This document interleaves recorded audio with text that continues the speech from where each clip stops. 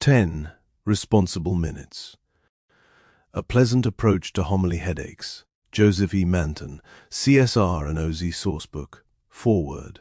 Author's Preface. 1. A duty, not a choice. 2. Talent. 3. How else will they know? 4. Different methods. 5. Blaming the Seminary. 6. Castle of the Coward. Department of Labor. 8. Religious Illiterates. View from the Pew. The Watch. 11. 12. Deep Freeze. Inside the Watch. 11. The Mold of Sentences. 16. Little Sir Echo. 18. Picture Writing. The Mold of Sentences. 16. Building the House. 21. Text and Intro. 23. Divide and Conclude. 23. Delivering the Good. 28. Homiletic Hazard. Joe Manton. The Lord knows he has been doing it long enough. He has been doing it long enough. Moreover, he has preached to tens of thousands of people of whom it is said they will not listen to sermons and have no time for them. Somehow they have managed to find the little time that Father Joe demands of them, and has made them glad to come back. A substantial part of the Back Bay section of Boston, and the hospitals and training schools found in it, have been blessed by Father Joe Manton's Wednesday afternoon and evening devotions. The writer, as a student at Boston Latin School, is one of thousands who crowded up Mission Hill after school each week to supplement his pre-liberal arts education under the pulpit, later acclaimed for Father Joe's spiritual responsible minutes. As his brother also journeyed up from Tufts Medical School week in and week out to get his spiritual booster shots from the same shrine. Mission Hill is a different place now from what it was when we were at school.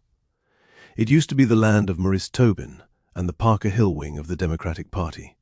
It is now a center city for all the races of the world. One thing is not changed: the responsible minutes which Joe Manton provided and which gave Mission Hill its name through Father Joe Manton. If we lost that, which means if we lose Father Joe, they had better level the hill. John Cardinal Wright, Author's Preface. This book no more poses as a formal treatise on pulpit oratory than a neon sign over a restaurant pretends to be a rainbow. In fact, in restaurant terms, it might be summed up as a lightly tossed salad of crisp suggestions, shredded fallacies, hard-boiled opinions, vinegary comments, marinated memories, all served up very informally, and across the Grand Canyon from the grim, dry, no-nonsense pot roast of a technical treatise on preaching. Isn't it the melancholy truth that the people who should write the how-to books almost never do? Now, if Shakespeare had only filled a few folio pages with some points on great writing. But since the top-flight figures generally confine themselves to merely turning out masterpieces, it leaves the writing of the manuals to those among us who usually have more enthusiasm than ability. ADT. At any rate, the chapters in this book attempt to set down some ideas on preaching picked up during a span of nearly 50 years in the priesthood, and I pass them on for whatever they may be worth before I hail a wheelchair and go creaking off into the sunset. It is offered to my fellow priests with more than a little diffidence, because I have rarely faced an audience of padres. With Redemptorists, the preaching of retreats to the clergy is usually assigned to the members of the mission band, a fraternity I secretly coveted, but for which I was never tapped. On the occasions when an invitation to conduct a priest's retreat did flutter my way, I thought it best to give it the sweet swerve and the velvet regret that the man who would preach to priests should be either very holy or very learned, and with me it was. Too late for the first and too soon for the second. That is why in offering these chapters I tiptoe gingerly over unfamiliar ground. By its nature, a book about preaching should be about as exciting as a worn-out sneaker or as fascinating as the middle of a bottle of glue. Anyone who has ever spent a few hours in a theological library sampling the shelves of homiletic hints comes away feeling that he has just been slogging across sand dunes in hip boots.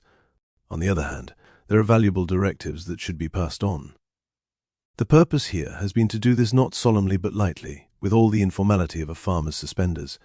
This, though, opens the door to the danger of the writer, sounding like an eye specialist. Nothing sickens more, floating off the printed page, than the faint whiff of the omniscient egotist. If there be any of that here, I heartily wish I could drain it off. Personal I should like the tone to be, but egotistic and infallible, never. I am realistically aware that I am just an average preacher, and as such, when I sometimes return to the scene of the crime and hear myself on tape, the impulse is to leave the room quickly and gulp down a couple of Dramamines or whatever they call the pills prescribed for incipient nausea.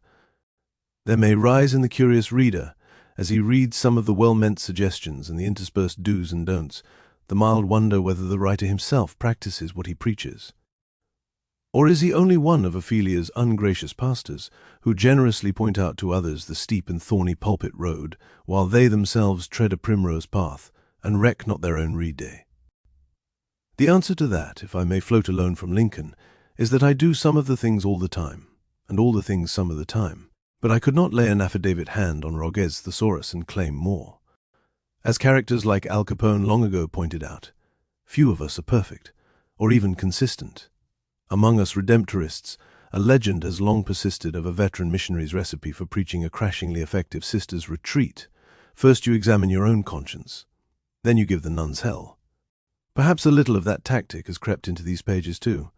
Finally, if you, the reader, dipping here and there in the book as the Spirit moves you, should scoop up even a tiny teaspoon of benefit, I ask in return a small token prayer. If, on the other hand, you derive no good whatever, then you will know that I need prayers even more. Joseph E. Manton, C.S.R. P.S. It just occurs to me to add that wherever I have borrowed, I have tried to give due credit.